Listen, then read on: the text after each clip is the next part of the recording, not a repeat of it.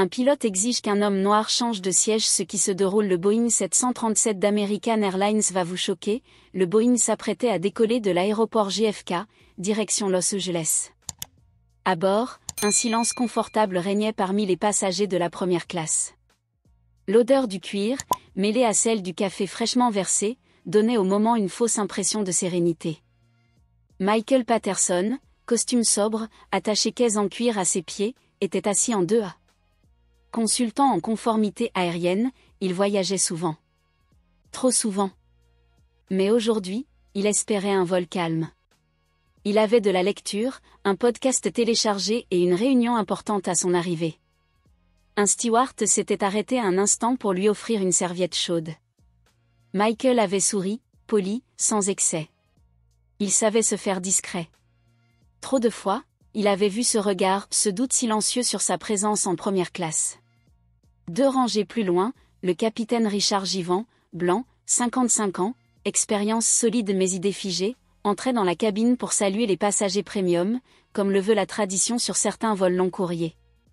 Il échangeait des mots cordiaux, des sourires contrôlés. Puis, ses yeux s'arrêtèrent sur Michael. Un pli discret se forma entre ses sourcils. « Bonjour monsieur », dit-il en s'approchant. « Est-ce que je peux voir votre carte d'embarquement ?» Michael, surpris, leva les yeux. « Bien sûr », répondit-il calmement en tendant le papier imprimé. Le capitaine lut, fronça davantage les sourcils, puis regarda autour de lui, comme pour chercher un appui. « Vous êtes bien sûr que c'est votre siège ?» 2A. Michael le fixa, mesuré. « C'est marqué dessus. » Et le billet a été scanné sans problème. Un silence s'installa, coupé par un raclement de gorge d'un passager voisin. Un murmure discret courut dans l'allée. « Très bien », finit par dire le capitaine, voix sèche. « Je vais faire vérifier. » Il fit un signe discret à une hôtesse. Celle-ci, visiblement mal à l'aise, approcha Michael. « Monsieur, juste une formalité, pourriez-vous me montrer une pièce d'identité ?» demanda-t-elle, le regard fuyant. Michael soupira. Il connaissait ce jeu. Il fouilla lentement dans son portefeuille et sortit son permis de conduire. L'hôtesse le prit, hésita, puis recula vers le cockpit. À l'avant, le capitaine Givant, crispé, attrapa un téléphone de bord et passa un appel rapide. Il murmura quelque chose à propos de « vérification de billets suspects ». Pendant ce temps, Michael sortit son téléphone et ouvrit une note, « Flight 427, 12 avril, JFK LAX. Capitaine, Richard Givant. Situation anormale. À documenter. » Il avait l'habitude. Il n'était pas seulement consultant. Il était aussi auteur de rapports confidentiels pour plusieurs associations de voyageurs sur les discriminations en vol. Une dizaine de minutes plus tard, l'hôtesse revint, visiblement embarrassée. « Monsieur Patterson, toutes mes excuses. Votre billet est parfaitement en règle. Il y a eu une confusion administrative. » Michael leva un sourcil. « Une confusion administrative sur un billet scanné, confirmé et validé », répéta-t-il à voix basse. Elle hocha la tête, sans répondre. Le capitaine Givant repassa dans l'allée, évitant soigneusement le regard de Michael. Mais ce dernier, d'un ton bas et posé, l'interpella. « Capitaine. Quand vous avez demandé à voir mon billet, combien d'autres passagers avez-vous interrogé ?» Le silence tomba sur la cabine. Le capitaine s'arrêta net. « Je vous demande pardon ? Vous avez vérifié mon siège sans motif. En pleine vue. Devant tout le monde. Juste à moi. Pourquoi ? » Le capitaine ouvrit la bouche, puis la referma. Michael, calmement, sortit une carte professionnelle de son portefeuille. Michael Patterson. Consultant en conformité pour le groupe Fair Sky et contributeur au programme Fly ECAL. Votre nom est noté. Ce vol aussi. Je ferai suivre. Il ne criait pas. Il ne tremblait pas. Mais tout dans sa posture disait qu'il n'allait pas laisser passer. Le capitaine Givant hocha lentement la tête, puis repartit, le dos plus raide que jamais. Le reste du vol se déroula sans incident. Mais dans le cœur de plusieurs passagers, un malaise persistait. Certains vinrent discrètement saluer Michael, un hochement de tête, un mot bref. C'était courageux. Merci de ne pas vous être tu. À l'atterrissage, alors que Michael descendait, une jeune agente d'American Airlines l'attendait à la passerelle. Monsieur Patterson ? Le capitaine Givant a été informé de votre intention de faire remonter l'incident. Nous souhaitons vous proposer un entretien avec notre responsable conformité dès votre arrivée. Et au nom de la compagnie, je tiens à m'excuser pour ce qui s'est passé. Michael la regarda, longuement. J'espère que ce ne sont pas des excuses vides. Parce que le problème ne s'arrête pas à ce vol. Elle baissa les yeux, puis hocha la tête. Je comprends. Michael s'éloigna, attaché caisse en main, silhouette droite, regard déjà tourné vers ce qu'il allait écrire ce soir. Ce vol n'était qu'un de plus. Mais les lignes qu'il tracerait après pourraient, peut-être, aider à en changer d'autres. L'envie de se hérisser. Je respecte les procédures de sécurité, capitaine. Mais il se trouve que je suis assez bien informé sur les réglementations de la FAA. Si vous faites référence au poids et à l'équilibre, cela est généralement réglé avant le décollage. S'il y avait un changement de dernière minute, l'équipe au sol ou les agents de bord réagiraient de façon systématique. Là, cela semble arbitraire. Le visage de Givant s'assombrit. Vous n'êtes pas pilote, se moqua-t-il, et vous n'êtes pas aux commandes de cet avion. Alors faites ce qu'on vous dit, ou... Ou quoi ? Demanda doucement Michael. Il avait gardé une posture détendue, mais ses yeux étaient rivés sur Givant. Allez-vous faire atterrir l'avion et me forcer à descendre ? Le pilote le fixa, les poings serrés. Les passagers à proximité haletaient ou regardaient avec impatience. Il était rare et risqué pour un passager de parler avec autant d'assurance à un pilote. Mais Michael avait un calme en lui, un sang-froid qui suggérait qu'il ne bluffait pas. Vous réalisez, poursuivit Michael d'une voix inébranlable, que si vous me retirez sans raison valable, je peux déposer une plainte officielle auprès de la FAA. La discrimination est une affaire sérieuse. Un pilote doit avoir une préoccupation légitime en matière de sécurité, pas seulement une préférence personnelle, pour déplacer un passager. La mâchoire de Givant se serra. Il semblait sur le point de proférer des menaces lorsque Sacha, qui observait à quelques sièges de distance, intervint. « Capitaine, je suis désolée de vous interrompre, dit-elle, mais nous avons besoin de vous à l'avant. Les contrôleurs aériens parlent à la radio du rerouting. » Le capitaine Givant inspira brusquement, expira, puis lança un regard noir à Michael. « Ce n'est pas fini, marmonna-t-il. » Il tourna les talons et retourna en trombe dans le cockpit, laissant derrière lui une charge électrique dans l'air, qui crépita de tension pendant l'heure qui suivit. Le vol s'éleva dans un calme relatif, mais l'atmosphère au rang 9 était tout sauf apaisée. Les passagers chuchotaient entre eux, échangeant des rumeurs sur le comportement du pilote. Certains se souvenaient avoir entendu que le capitaine Givant avait déjà été réprimandé pour un emportement non professionnel. Un autre passager affirma avoir lu un article sur les difficultés de la compagnie aérienne en matière de formation à la diversité. La femme plus âgée assise à côté de Michael se présenta comme étant Linda. Elle lui offrit un petit geste de soutien sur l'épaule et loua son sang-froid. « Merci, Linda, » dit Michael tranquillement. « J'espère juste qu'il n'y aura plus de problèmes. » Mais des problèmes se préparaient.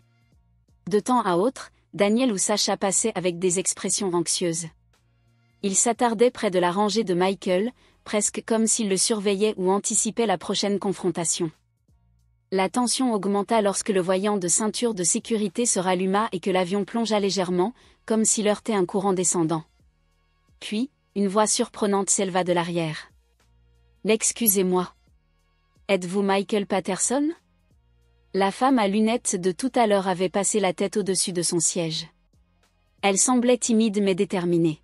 « J'ai entendu votre conversation avec le pilote. Avez-vous dit que vous travailliez dans la conformité aérienne ?» Michael hocha la tête, remarquant un petit tourbillon de curiosité dans ses yeux. « Oui, je suis consultant. Mon entreprise travaille avec diverses industries, mais nous collaborons beaucoup avec les réglementations de la FAA. » Elle tendit une main prudente. « Je suis Nina Carter. Je suis journaliste spécialisée dans les droits civiques dans les entreprises américaines. Et j'ai entendu des histoires sur le capitaine. Il y a des rumeurs de plaintes répétées, principalement de passagers issus des minorités, qui prétendent qu'il les traitait différemment. J'allais enquêter, mais tout a été étouffé. Michael fronça les sourcils. Je n'ai rien entendu de précis sur lui personnellement, mais je ne suis pas surpris qu'il ait été signalé. Il semble avoir une dent contre moi pour une raison quelconque. Nina hocha la tête. L'écoutez, sérieusement. J'en ai vu assez pour soupçonner une discrimination. Si vous prévoyez d'agir, je serai prête à vous aider. Peut-être à vous mettre en contact avec certaines sources. Michael eut un sourire hésitant. Voyons comment le reste du vol se déroule. J'aurai peut-être besoin de votre aide si ça tourne mal. À peine avait-il prononcé ces mots que l'avion fit une nouvelle embardée, cette fois plus violente. Les lumières vacillèrent un instant et un halètement collectif parcourut la cabine. Les compartiments supérieurs claquèrent, et quelques passagers poussèrent des gémissements d'alarme. Le voyant de ceinture de sécurité clignota avec insistance. Michael et Nina échangèrent un regard inquiet lorsqu'une voix retentit dans l'interphone. « Passagers, ici votre capitaine. »« Givant, » dit-il d'un ton tendu. « Nous subissons des turbulences inattendues. Veuillez rester à vos sièges avec vos ceintures attachées. » Il y eut une pause, puis il ajouta, d'un ton sec. « Et ne négligez aucune instruction provenant du cockpit. Sinon, nous serons obligés de prendre les mesures appropriées pour la sécurité de tous. » Le ton menaçant de cet avertissement ne passa pas inaperçu, surtout pas pour Michael.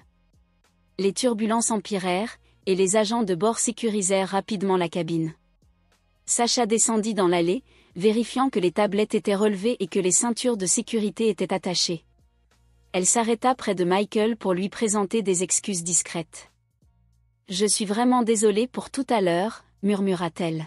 « Un a été difficile avec l'équipage aussi. » Avant que Michael ne puisse répondre, l'avion fut secoué violemment de côté, comme pris dans un cisaillement de vent. Des cris éclatèrent, des boissons se renversèrent. Sacha s'agrippa à un dossier pour ne pas tomber. Ce fut le chaos pendant plusieurs minutes.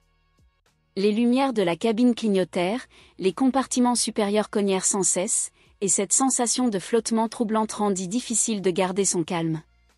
Michael se prépara physiquement et mentalement.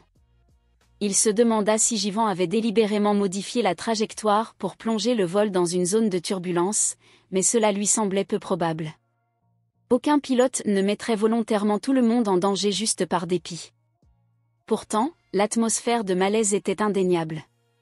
Finalement, les turbulences se calmèrent en une série de petites secousses.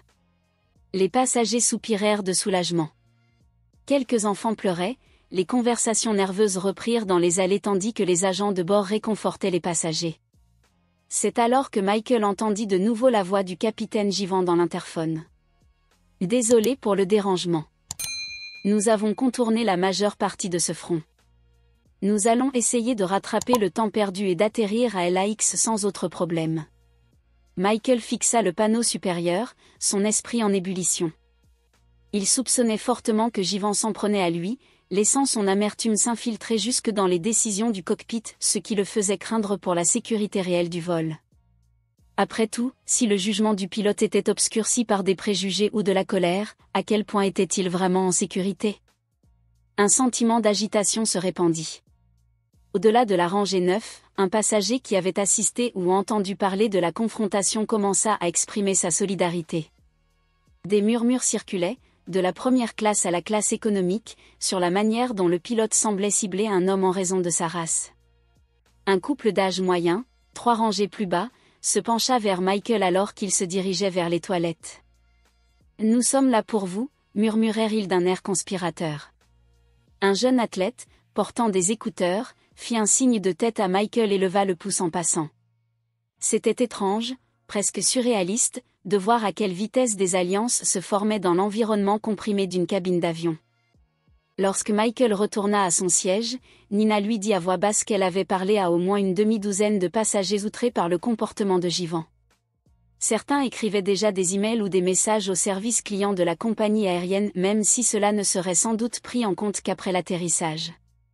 Le sentiment général était clair, si le pilote essayait de forcer Michael à quitter son siège, il ne le laisserait pas faire. Mais alors que l'avion continuait son vol, une autre question s'imposa à l'esprit de Michael.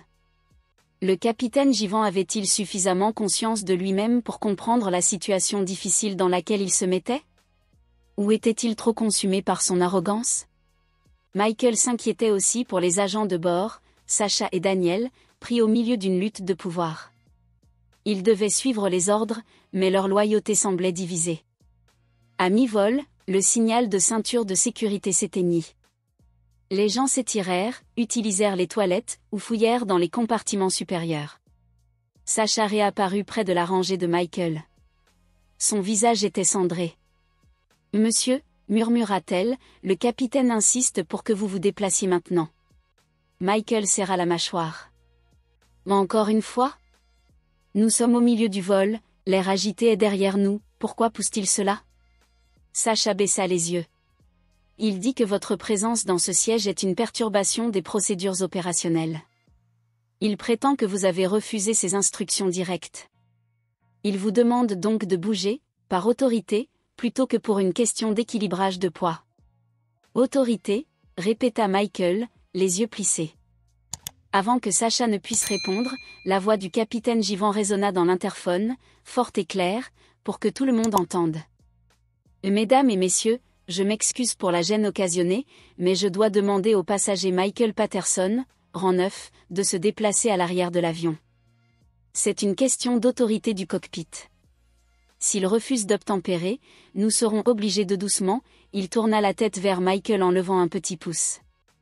Le sentiment d'une résolution imminente se répandit parmi ceux qui y prêtaient attention. Mais aurait-il obéi à un ordre du quartier général, ou l'aurait-il défié dans un dernier recours, dans un geste dramatique rapide? Il sortit du cockpit. Une fois de plus, cette fois son visage était déformé par un mélange de rage et de ressentiment. Il s'approcha de Michael, ignorant le silence qui était tombé sur toute la cabine. « Tu es allé dans mon dos, dit-il. Tu as envoyé des plaintes en plein vol, comme si j'étais une recrue en formation. Je suis pilote depuis 20 ans, et aucun passager ne me manque de respect comme ça. » Plusieurs téléphones avec appareil photo enregistraient chaque mot.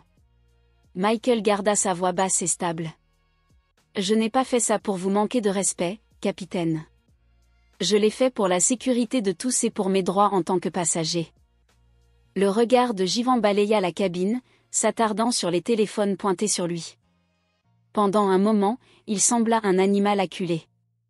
Puis il pointa un doigt vers Michael. « Tu as fini ?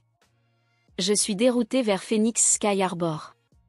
Tu seras emmené de l'avion, et l'avion continuera vers Los Angeles sans toi. » Un chœur de protestation éclata. Les passagers se levèrent en solidarité, certains proclamant qu'ils se déploieraient également à Phoenix si Michael était renvoyé. La femme plus âgée, Linda, maintenant enhardie, cria. « C'est scandaleux. Nous allons tous porter plainte. » Nina s'avança, brandissant son téléphone. « Capitaine, étant donné que le monde entier va voir ça, si vous renvoyez Michael sans raison, vous avez déjà reçu des instructions directes de votre quartier général, n'est-ce pas ?» Une lueur d'incertitude traversa son visage.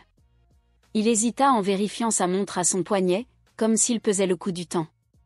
Puis il cracha. « Très bien. Restez à votre place, et nous atterrirons à LAX à l'heure. » Mais cette insubordination ne sera pas oubliée.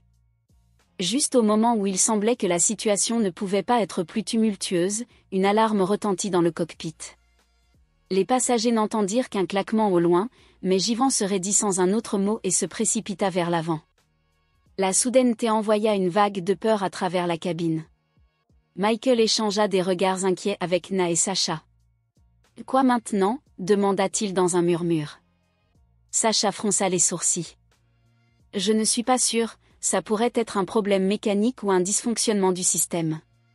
Nous n'avons reçu aucun avertissement jusqu'à présent, bien que l'avion ait légèrement modifié sa trajectoire. » Une annonce interphone du copilote arriva. « Mesdames et messieurs, ici le copilote Greg Turner. Nous avons un voyant mécanique mineur que nous évaluons. Il ne s'agit probablement de rien de grave, mais par précaution, nous allons commencer notre descente initiale vers Los Angeles. Veuillez rester à vos sièges, ceinture de sécurité attachée. Un regard de soulagement mêlé d'anxiété se répandit parmi les passagers. Au moins, ils se dirigeaient vers LAX. Le problème mécanique, cependant, ajouta une autre couche de tension. Était-ce vraiment mineur? Les agents de bord commencèrent à préparer la cabine pour l'atterrissage plus tôt que prévu. Les plateaux furent récupérés, les sièges furent remis en position verticale. Les murmures parmi les passagers étaient frénétiques. Allait-il réellement atterrir en toute sécurité à Los Angeles ou allait-il faire face à un atterrissage forcé ailleurs? Michael remarqua que l'avion tremblait légèrement plus que d'habitude. C'était peut-être des turbulences normales ou peut-être un problème mécanique. Quoi qu'il en soit, cela mit tout le monde mal à l'aise. Na serra la coudoir. L'appareil photo de son téléphone tournait toujours par intermittence. Sacha passa une fois de plus en faisant un rapide signe de tête à Michael. « Et tiens bon » murmura-t-elle. Se tournant pour s'adresser à toute la rangée, sa voix professionnelle revint. « Nous serons bientôt au sol. » Alors qu'ils approchaient de Los Angeles, la descente habituelle, avec des claquements d'oreilles, fit pleurer les bébés et bâiller les passagers pour équilibrer la pression. L'avion plongea et oscilla un peu, mais l'horizon apparut finalement. La ville tentaculaire, plus loin, le Pacifique scintillant. Il approchait du début d'après-midi, plus tard que prévu, mais pas de façon drastique. Michael essaya de calmer sa respiration. Cela avait été l'un des vols les plus stressants de sa vie. Il avait encore une réunion d'affaires importante à laquelle assister, mais ce qui éclipsait cela était la question de savoir à quelles conséquences le commandant de bord allait faire face. La compagnie aérienne serait-elle du côté du pilote ou reconnaîtrait-elle la plainte de Michael? Il jeta un coup d'œil autour de la cabine pour voir tous les visages encourageants. Au moins, il savait qu'il n'était pas seul. Il avait aussi les enregistrements de Nina, de multiples déclarations de témoins et la certitude que Sacha et Daniel pourraient témoigner du manque de professionnalisme de Jivan. Lorsque l'avion atterrit enfin sur la piste de LAX, une vague de soulagement balaya la cabine. Des applaudissements et des acclamations éclatèrent, le signe triomphal habituel d'un atterrissage sûr.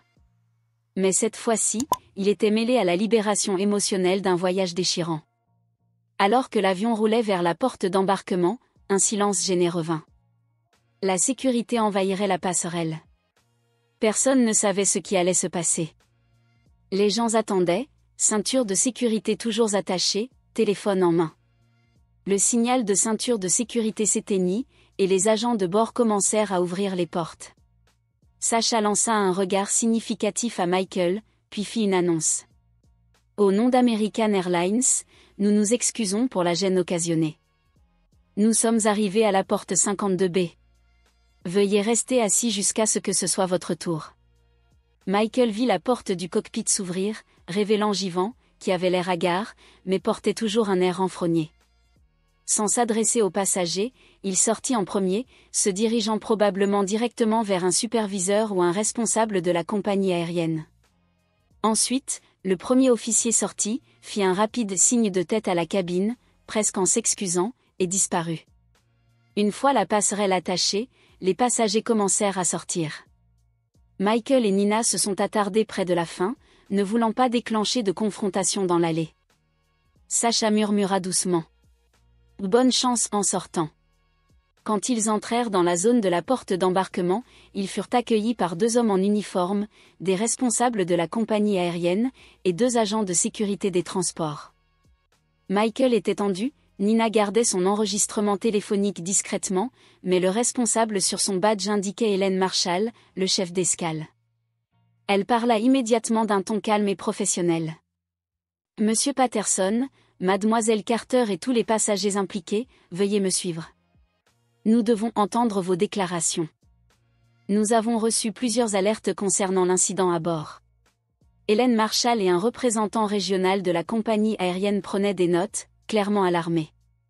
Parfois, ils posaient des questions de clarification. Nina fournit des clips vidéo, et un autre passager offrit plus d'images sous un angle différent. Quand ils eurent terminé, le côté d'Hélène avait l'air troublé. « Je suis vraiment désolé, ce n'est absolument pas le niveau de service ou de conduite professionnelle que nous attendons de nos pilotes. Nous allons lancer une enquête approfondie. Michael ressentit une vague de soulagement. Pour la première fois depuis le début du conflit de siège, il semblait que la compagnie aérienne prenait les choses au sérieux. Hélène collecta les coordonnées de tout le monde, promettant des mises à jour.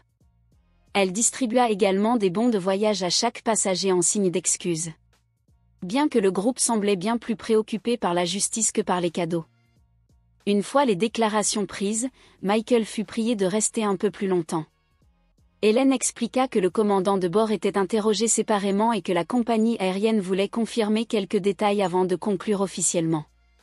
Nina proposa de rester avec lui, mais Michael l'exhorta à partir si elle le devait. Elle insista pour attendre, voulant toute